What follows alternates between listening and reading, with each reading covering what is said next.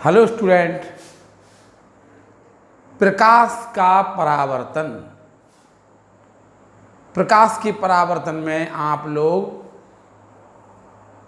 अवतल दर्पण से प्रतिबिंब का बनना सीख रहे थे। अवतल दर्पण से प्रतिबिंब कैसे बनते हैं, इसके लिए आपने फॉर्मूले सीखे थे। देखिए, अवतल दर्पण, आपने ये यहाँ पे उभरे हुए भाग पे पॉलिश कर दी, दबा हुआ भाग चिकना है। ये आपका सी हो गया वक्रता केंद्र, ध्रुव पी हो गया। वक्रता केंद्र और ध्रुव को मिलाने वाली रेखा ये मुख्य अक्ष कहलाएगी। ये वक्रता ध्रुव है और ये वक्रता केंद्र है। ध्रुव और वक्रता केंद्र को मिलाने वाली रेखा को मुख्य अक्ष कहते हैं हम। और इसके मध्य में होता है फोकस। ध्रुव और वक्रता केंद्र को मिलाने वाली रेखा का मध्य बिंदु फोकस होता है।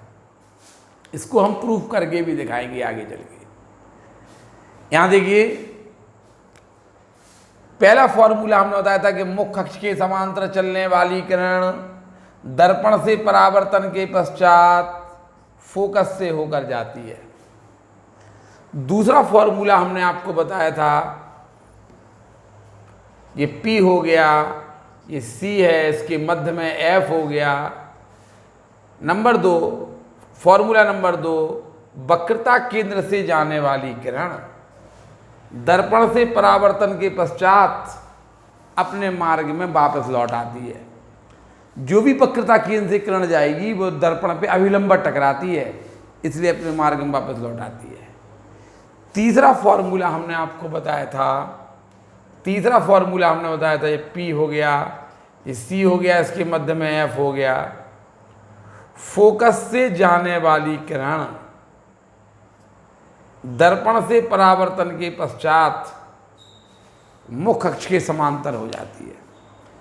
फोकस से जाने वाली किरण दर्पण से परावर्तन के पश्चात मुख्य अक्ष के समांतर हो जाती है। पहला था मुख्य अक्ष के समांतर चलने वाली, ये मुख्य अक्ष है, इसके समांतर जो भी किरण चलेगी वो फोकस से होकर जाएगी। कल हमने एक बात बताया था कि जो सिर से चलती हैं किरणें, सिर से मुख्य अक्ष के समांतर चलने वाली किरण फोकस से जाएगी। नंबर 2, सिर से वक्रता केंद्र से सिर को मिलाने वाली किरण परावर्तन के पश्चात उसी मार्ग में वापस लौट आएगी। और फोकस से जाने वाली किरण दर्पण से परावर्तन के पश्चात मुख्य अक्ष के समांतर हो जाएगी। ये 3 फॉर्मूले आपको अवतल दर्पण से प्रतिबिंब बनाने के लिए आपने इन 3 फॉर्मूलों में से आप कोई भी 2 फॉर्मूले लगा दीजिए, प्रतिबिंब आपका बन जाएगा। आपको ये देखना था कि परावर्तित किरणें कहाँ मिल रही हैं। यदि परावर्तित किरणें दर्पण के इस तरफ मिल रही हैं तो वास्तविक प्रतिबिंब बनेगा। यदि परावर्तित किरणें दर्पण के पीछे मिल रही हैं तो आभासी प्रतिबिंब बनेगा। जो आभासी होता है वो प्रतिबिंब सीधा होता है और जो वास्तविक होगा वो उल्टा होगा। हमने कल आपको एक बात और बताई थी कि केवल एक कंडीशन में प्रतिबिंब आभासी बनता है, जब वस्तु P और F के बीच में रखी हो। जब वस्तु P और F के बीच में रखी हो, जब P और F के बीच में कहीं रखी हो तो इसका प्रतिबिंब दर्पण के पीछे बनता है। यानी जो परावर्तित किरणें हैं वो दर्पण के पीछे मिलती हैं। समझ में आया कि नहीं? देखिए, पहले आपने ये चित्र, इसको फिर से समझ लीजिए। देखिए, अवतल दर्पण की 6 स्थितियां हमने बताया था कि अवतल दर्पण से 6 स्थितियों में प्रतिबिंब बनते हैं। पहली कंडीशन देखिए, हमने कहा था कि ऐसी एक लाइन खींच लेना, यहाँ परकाल की नोक रखना, 6 सेंटीमीटर की त्रिज्या लेकर एक चाप लगा लेना, ठीक है ना। तो ये आपका P हो जाएगा, ये C हो जाएगा, इसके मध्य में F हो जाएगा। पहली कंडीशन में आप वस्तु को P और F के बीच में रख दीजिए।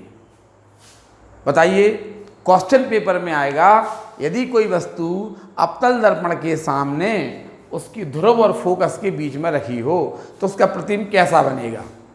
देखिए, पहला फॉर्मूला, सिर से मुख्य अक्ष के समांतर चलने वाली किरण दर्पण से परावर्तन के पश्चात फोकस से जाती है। सिर से मुख्य अक्ष के समांतर चलने वाली किरण दर्पण से परावर्तन के पश्चात फोकस से होकर जाती है। ये देखिए, ये आपतित किरण, ये परावर्तित किरण है, ये है परावर्तित किरण। देखिए दूसरा फॉर्मूला, वक्रता केंद्र से सिर को मिलाने वाली किरण। देखिए, वक्रता केंद्र से सिर को मिला रहे, दर्पण से परावर्तन के पश्चात उसी मार्ग में वापस लौट आई। देखिए, एक ये परावर्तित किरण है और ये एक परावर्तित किरण है। इन परावर्तित किरणें देखिए यहाँ तो ये चौड़ी हो रही, फैल रही, परावर्तित किरणों की इस तरफ मिल रही है। देखिए, इस तरफ मिलने की संभावना है, ये है परावर्तित किरणें। देखिए, ये मिल गई है। जहां परावर्तित किरण मिले वहां प्रतिबिंब का सिर होगा और मुख्य अक्ष पर लंब डाल दीजिए, ये प्रतिबिंब के पैर है। देखिए, ये प्रतिबिंब बन गया। कैसा है प्रतिबिंब? क्योंकि ये दर्पण के इस तरफ बना ना तो आभासी है। देखिए, सिर ऊपर है, पैर नीचे है, सीधा है और बड़ा है।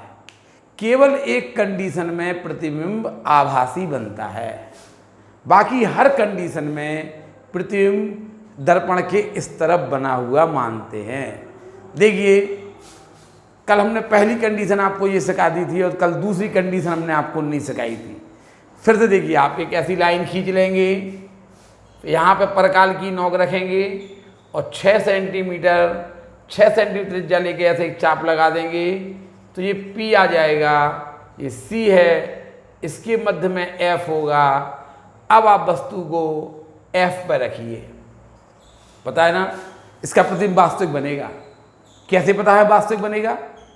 क्योंकि है पता है कि यदि वस्तु को P और F के बीच में कहीं रखो तो प्रतिबिंब आभासी बनता है, यानी दर्पण के इस तरफ बनता है प्रतिबिंब। बाकी हर कंडीशन में प्रतिबिंब को इस तरफ बनता है। केवल एक कंडीशन में वस्तु अवतल दर्पण से प्रतिबिंब आभासी बनता है, वो तब बनता है जब वस्तु P और F के बीच में कहीं रखी हो। हमने वस्तु को F पर रख दिया। पहली कंडीशन में हमने P और F के बीच में रखा था, दूसरी कंडीशन में हमने वस्तु को F पर रख दिया। देखिए, मुख्य अक्ष के समांतर चलने वाली किरण दर्पण से परावर्तन के पश्चात फोकस से होकर जाती है। फॉर्मूला लगा दिया, फोकस से होकर जाती है। वक्रता केंद्र और सिर को मिलाने वाली किरण, वक्रता केंद्र और सिर को मिलाने वाली किरण दर्पण से परावर्तन के पश्चात मुख्य उसी मार्ग में वापस लौट आती है। देखिए, ये किरणें पैरेलल हो गई। देखिए, ये परावर्तित किरण है और देखिए ये भी परावर्तित किरण है। परावर्तित किरण, अब परावर्तित किरण उसको उस तरफ तो मिला हुआ हम मानेंगे ही नहीं। हमने बोला कि परावर्तित किरणें उस तरफ केवल एक कंडीशन में मिलती हैं, जब वस्तु P और F के बीच में कहीं रखी हो। वस्तु P और F के बीच में अगर रखी होती तो परावर्तित किरणें इस तरफ मिलती। केवल एक कंडीशन में केवल एक कंडीशन में परावर्तित किरणें इस तरह मिलती हैं, जब वस्तु P और F के बीच में रखी हो। अगर वस्तु F पर रखी होगी, अगर वस्तु F पर रखी होगी, देखिए तो ये मुख्य अक्ष के समांतर चलने वाली किरण फोकस से होकर जाती है। वक्रता केंद्र सिर को मिलाने वाली किरण अपने मार्ग में वापस लौट आती है। देखिए, ये किरणें कहीं नहीं काट रही हैं, ये किरणें समांतर हो गई हैं। समांतर हो गई हैं, समांतर हो गई तो इन किरणों को हम अनंत पे काटा हुआ मानते हैं। कहाँ मानते हैं? अनंत पे। देखिए, ये बन रहा, ये किरणें कहाँ मिलेंगी? अनंत पे मिलेंगी। अनंत पे मिलेंगी तो यहाँ सिर होगा, मुख्य अक्ष पे पैर होंगे। बताइए, ये उल्टा है कि नहीं है? ये सिर है, ये पैर है। मुख्य अक्ष पे पैर आ गए ना, ये सिर है, ये पैर है। उल्टा बन रहा कि नहीं बन रहा? यदि वस्तु फोकस पर रख दी जाए तो उसका प्रतिबिंब अनंत पे बनता है। कहाँ बनता है? अनंत पे। बहुत बड़ा प्रतिबिंब बनता है। देखिए, ये वस्तु है, ये उसका प्रतिबिंब है। चूँकि प्रतिबिंब इस तरफ बन रहा तो वास्तविक बनेगा, वास्तविक बनेगा उल्टा बनेगा, बहुत बड़ा बनेगा, अनंत पे बनेगा। यदि वस्तु को फोकस पर रख दिया जाए, यदि वस्तु को फोकस पर रख दिया जाए तो अब वस्तु देखिए ये किरण समांतर हो गई, मुख्य अक्ष के समांतर चलने वाली किरण फोकस से होकर जाती है, वक्रता केंद्र और सिर को मिलाने वाली किरण अपने मार्ग में वापस लौट आई है। देखिए ये लौट आई है, ठीक है। तो ये किरणें कैसी होंगी? पैरेलल हो गई, समांतर हो गई। ये किरणें कहाँ पे काटा हुआ मानते हैं हम? अनंत पे काटा हुआ मानते हैं, अनंत पे काटेंगे। बताइए ये सिर हो जाए, जहाँ जहाँ परावर्तित किरणें मिलती हैं वहाँ सिर होता है, तो सिर उसका अनंत पे होगा और मुख्य अक्ष पे पैर होंगे। बताइए ये सिर है, ये पैर है। देखिए उल्टा प्रतिबिंब बन रहा कि नहीं बन रहा? बहुत बड़ा प्रतिबिंब बन रहा कि नहीं बन रहा? अनंत पे बन रहा कि नहीं बन रहा? तो क्वेश्चन पेपर में आएगा, यदि अवतल दर्पण के सामने, अवतल दर्पण के सामने उसके फोकस पे यदि वस्तु रख दी जाए तो उसका प्रतिबिंब कहाँ बनेगा? तो आप बोलेंगे उसकी प्रकृति बताइए, प्रतिबिंब की प्रकृति बताइए। तो आप कहेंगे यदि आप फोकस पर प्रतिबिंब वस्तु रख देंगे तो उसका प्रतिबिंब अनंत पे बनेगा, बहुत बड़ा प्रतिबिंब बनेगा, उल्टा बनेगा, ठीक है, और वास्तविक बनेगा। बहुत बड़ा प्रतिबिंब बनेगा अनंत पे। अगर वस्तु को फोकस पर रख दिया जाए तो उसका प्रतिबिंब कहाँ बनेगा? अनंत पे बनेगा, बहुत बड़ा प्रतिबिंब बनेगा, उल्टा बनेगा, वास्तविक बनेगा, ठीक है। अब है ये आपकी पहली कंडीशन थी कि यदि वस्तु को P और F के बीच में रख दिया जाए। दूसरी कंडीशन में हमने वस्तु को F पर रख दिया। अब तीसरी कंडीशन में हम वस्तु को C और F के बीच में रखेंगे। देखिए कैसे, वही आप तो पैमाना वही 6 सेंटीमीटर वाला लेना है ऐसा। अब हम अंदाज से ले रहे हैं, ये P हो गया, ये C हो गया, ये मध्य में F हो गया। आप वस्तु को C और F के बीच में कहीं रख लीजिए। ये है मुख्य अक्ष के समांतर चलने वाली किरण दर्पण से परावर्तन के पश्चात फोकस से जाएगी।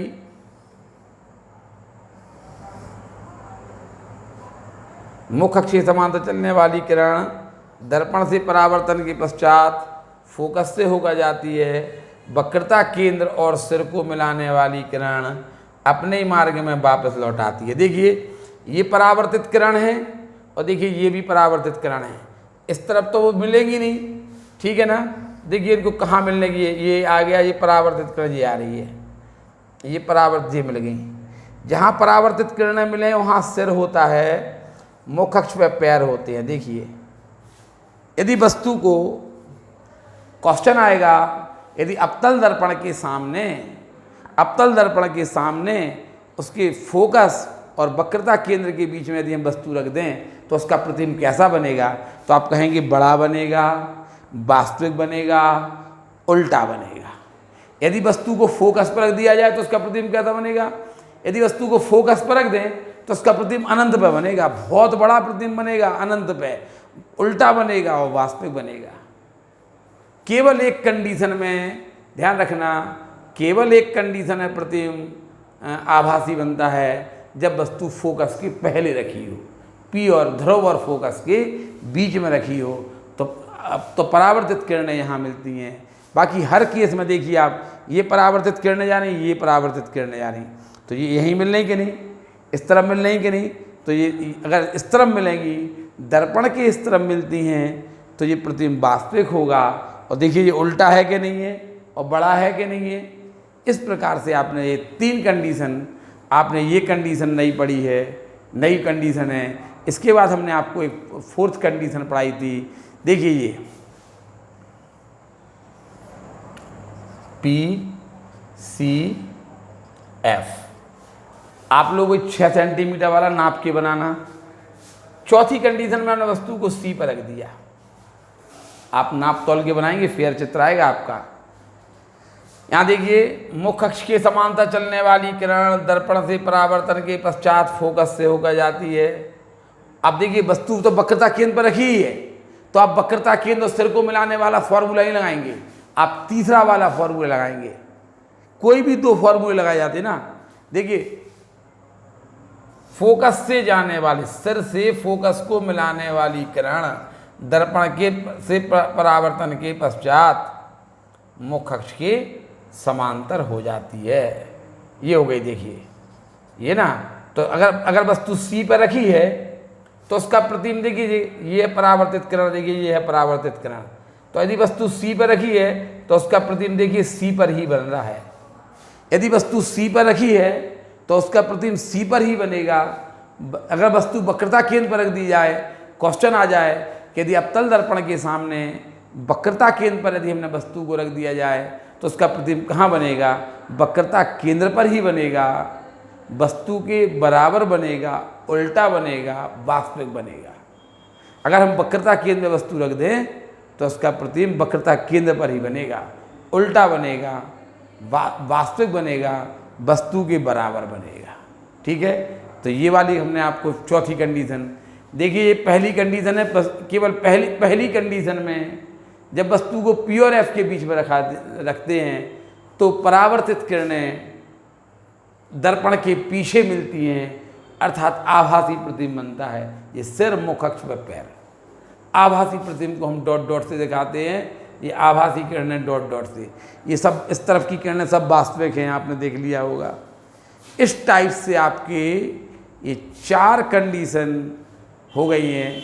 इनको आप अपने आर्ट पेपर पे फेयर बनाना है। 6 कंडीशन होती हैं। पेपर में क्वेश्चन पूछा जाता है कि यदि अवतल दर्पण के सामने वस्तु को ध्रुव और फोकस के बीच में रख दिया जाए तो उसका प्रतिबिंब कैसा बनेगा? या कभी कभी कहते हैं किरण आरेख खींचिए, आपसे इसका किरण आरेख भी खिंचवा सकते हैं। तो आप क्या करेंगे? ध्रुव और फोकस के बीच में कहीं वस्तु रख दीजिए, सिर से मुख अक्ष के समांतर चलने वाली किरण फोकस से जाएगी, वक्रता केंद्र और सिर को मिलाने वाली किरण अपने मार्ग में वापस लौट आएगी। ये किरणें पीछे की ओर बढ़ाए तो यहाँ मिलेंगी, यहाँ से मुख अक्ष पर लंब डाल दो। ये है आपका प्रतिबिंब, बड़ा है, आभासी है, सीधा है। देखिए परावर्तित किरण है, ये परावर्तित किरण है, ये परावर्तित किरण है। इस तरफ तो परावर्तित किरण चौड़ी हो रही, इस तरफ सक्रिय हो रही, तो ये मिल रहा है। यदि हम वस्तु को फोकस पर रख दें, केवल एक कंडीशन में आभासी बनता है, इसमें वास्तविक बनेगा। यानी परावर्तित किरण अब इस तरफ मिलवाएंगे हम, सिर से मुख अक्ष के समांतर चलने वाली किरण फोकस से जाती है, वक्रता केंद्र और सिर को मिलाने वाली किरण अपने मार्ग में वापस लौट आती है। तो आप देखेंगे ये किरणें समांतर हो जाती हैं।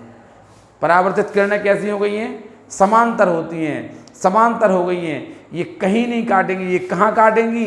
अनंत पर काटेंगी। तो ये सिर हो जाएगा, मुख अक्ष पर पैर हो जाएंगे। तो अगर वस्तु को फोकस पर रख दिया जाए तो उसका प्रतिबिंब अनंत पर बनेगा, बहुत बड़ा प्रतिबिंब बनेगा, वास्तविक बनेगा, उल्टा बनेगा। फिर तीसरी कंडीशन में मैंने वस्तु को सी और एफ के बीच में रख दिया, मुख अक्ष के समांतर चलने वाली किरण फोकस से जाती है, वक्रता केंद्र और सिर को मिलाने वाली किरण अपने मार्ग में वापस लौटाई। देखिए ये किरणें यहाँ तो चौड़ी हैं, इनके मिलने की संभावना देखिए, इनको परावर्तित, ये परावर्तित किरण है, ये परावर्तित किरण है, देखो यहाँ मिल गई, यहाँ सिर हो गया, मुख अक्ष पे पैर हो गए। तो बड़ा है, उल्टा है, वास्तविक है। यदि हम वस्तु को सी पर रख दें, यदि हम वस्तु को सी पर रख दें, वक्रता केंद्र पर रख दें, मुख अक्ष के समांतर चलने वाली किरण फोकस से जाएगी, ये तो लगे गई। अब वक्रता केंद्र और सिर को मिलाने वाली, तीसरा वाला फॉर्मूला लगा देना, फोकस से जाने वाली किरण, सिर से फोकस को मिलाने वाली किरण दर्पण से परावर्तन के पश्चात मुख अक्ष के समांतर हो जाती है। देखिए ये परावर्तित किरण और ये परावर्तित किरण कहाँ मिल रही? सी के जस्ट नीचे मिलेंगी। तो आप यहाँ पे सिर हो जाएगा, मुख अक्ष पे लंब डालेंगे तो सी पे लंब गिरेगा, इसका वस्तु के बराबर प्रतिबिंब बनेगा, सी पर ही बनेगा, उल्टा बनेगा और वास्तविक बनेगा। इस प्रकार से आपने 4 कंडीशन सीख ली हैं। अब 5वीं कंडीशन देखिए।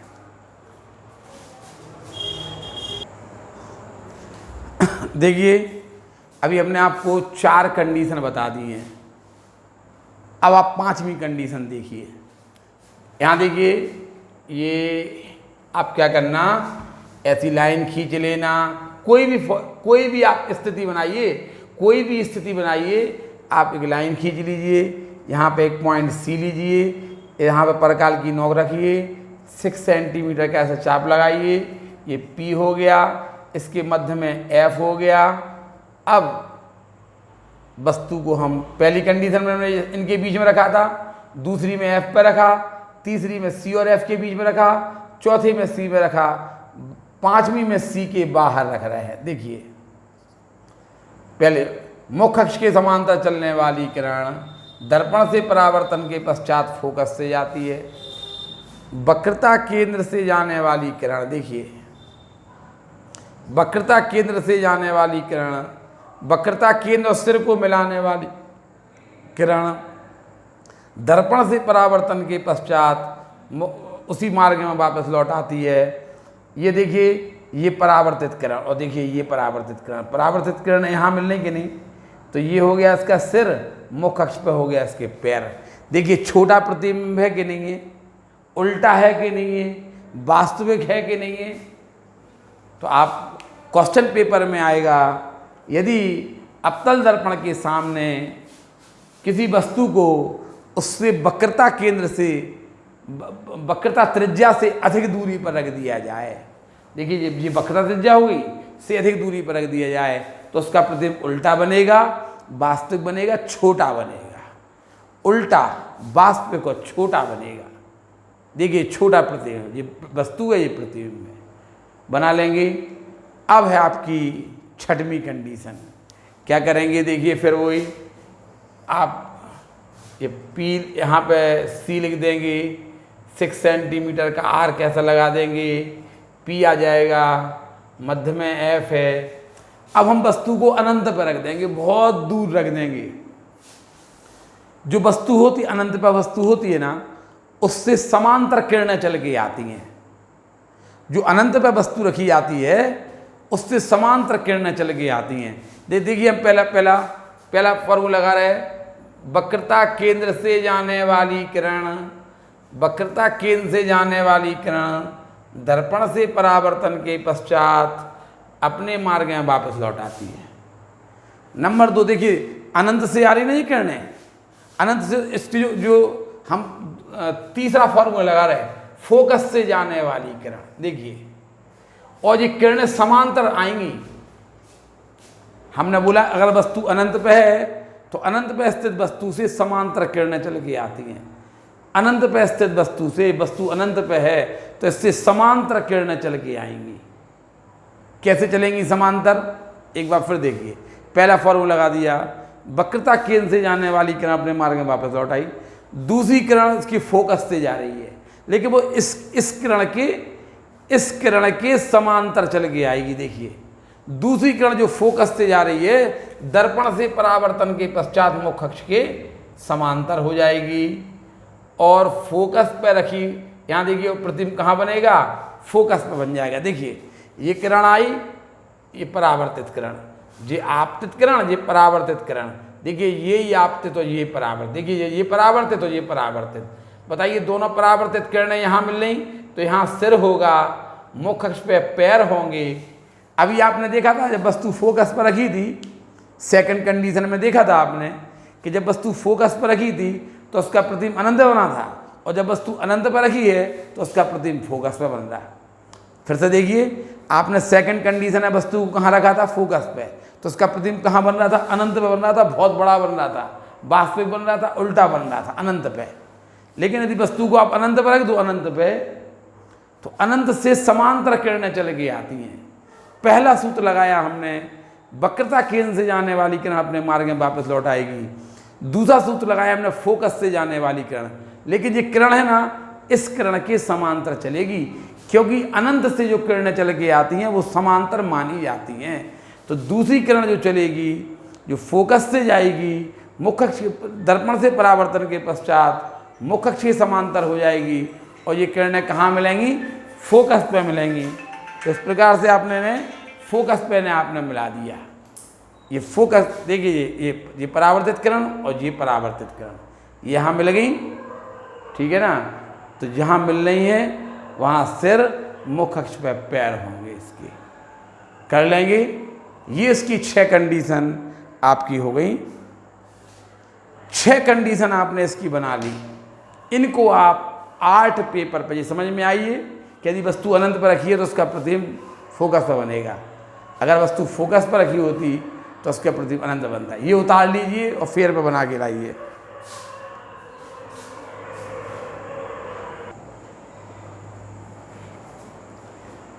देखिए एक क्वेश्चन है, अभी आप लोगों ने पढ़ा था 6 स्थितियाँ, अवतल दर्पण की 6 स्थितियां आप लोगों ने सीखी थी। अब आप प्रूफ करेंगे अवतल दर्पण के लिए सिद्ध करो कि फोकस दूरी वक्रता त्रिज्या की आधी होती है। अवतल दर्पण के लिए सिद्ध करिए फोकस दूरी वक्रता त्रिज्या की आधी होती है। क्या करेंगे आप? देखिए, अभी आप ऐसे बोलते थे ना, ऐसे बोलते थे आप, ये लाइन खींच लीजिए, फिर यहाँ पे सी ले लीजिए, फिर यहाँ पे 6 का आर्क लगाइए ऐसा, ये पी और इसके मध्य में एफ होता है। ये हम प्रूफ करके दिखा रहे हैं कि ये दूरी कहलाती फोकस दूरी और ये दूरी कहलाती वक्रता त्रिज्या।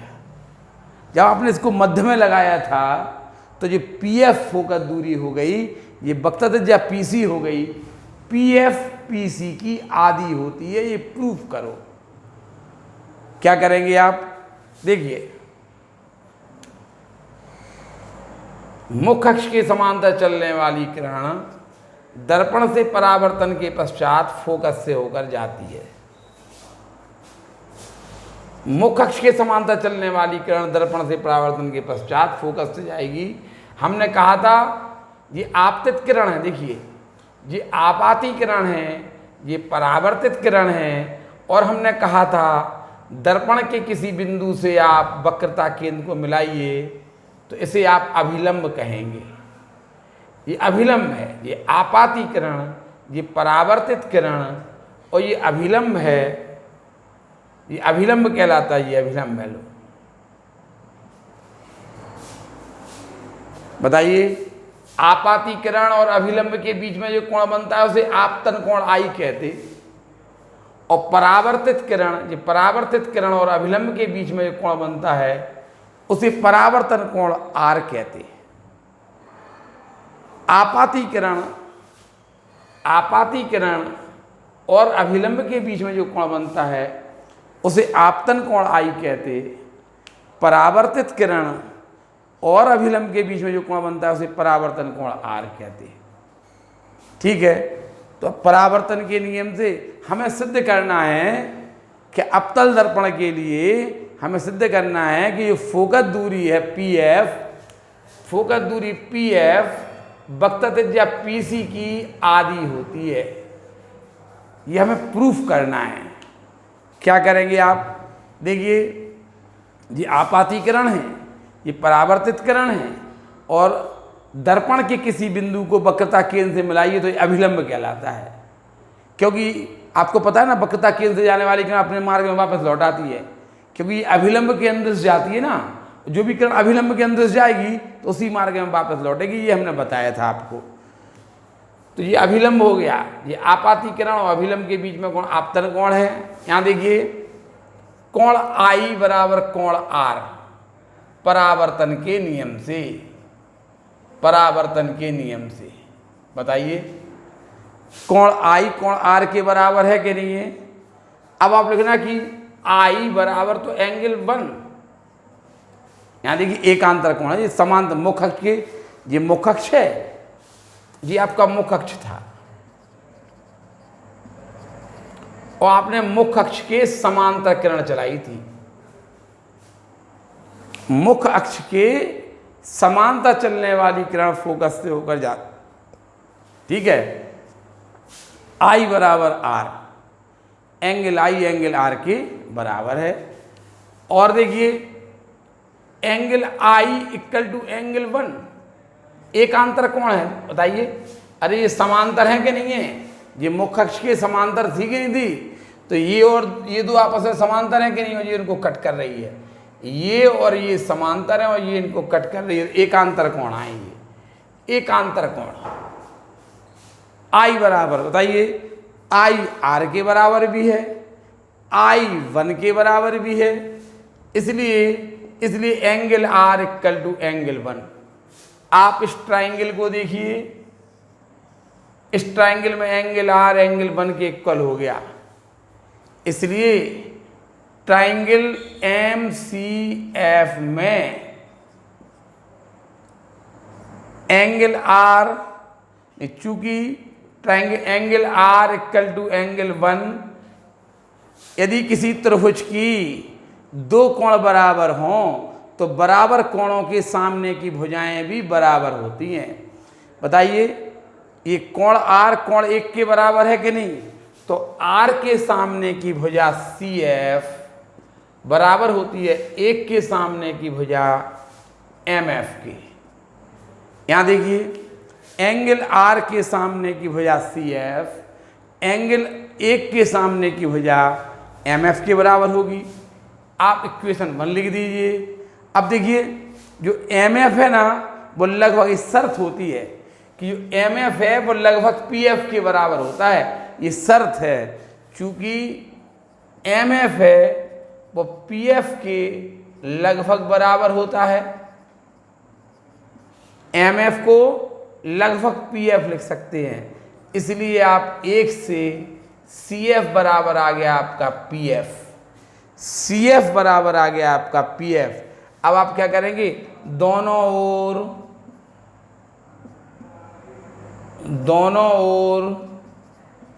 पी एफ जोड़ने पर, जोड़िए इस तरफ, P F plus C F equal to P F plus P F.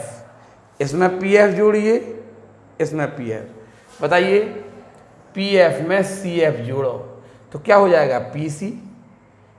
P F में सी एफ जोड़ो तो क्या बन जाएगा, पी सी, और ये हो जाएगा 2 पी एफ। पी एफ में सी एफ जोड़ो तो हो जाएगा पी सी, और ये हो जाएगा 2 पी एफ।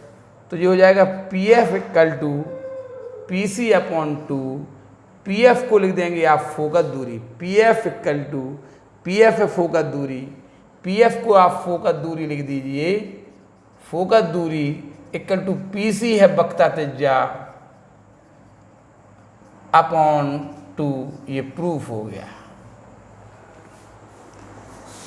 ठीक है, इस टाइप से आप इसको प्रूफ कर सकते हैं कि फोकस दूरी वक्रता त्रिज्या की आधी होती है। समझ में आया?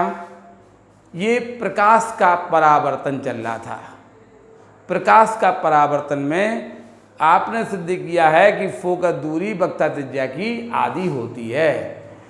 फोकस दूरी वक्रता त्रिज्या की आधी होती है। इसके लिए आपने क्या किया कि आपने कहा angle I equal to angle R परावर्तन के नियम से, और एंगल आई तो एंगल 1 के इक्वल है, एकांतर कोण है, तो आर इक्वल टू 1 आ गया। तो इस त्रिभुज के ये दो कोण बराबर होगा तो बराबर कोणों के सामने की भुजाएं बराबर होंगी। C F equal to M F आ जाएगा। एम एफ को आप पी एफ लिख देंगे, तो एम एफ को आपने पी एफ लिख दिया, एम एफ को आपने क्या लिख दिया, पी एफ। तो C F equal to P F आ गया। दोनों ओर आपने पी एफ जोड़ दिया, P F plus C F, P F plus P F हो गया। ये हो गया पी सी, ये हो गया 2 पी एफ।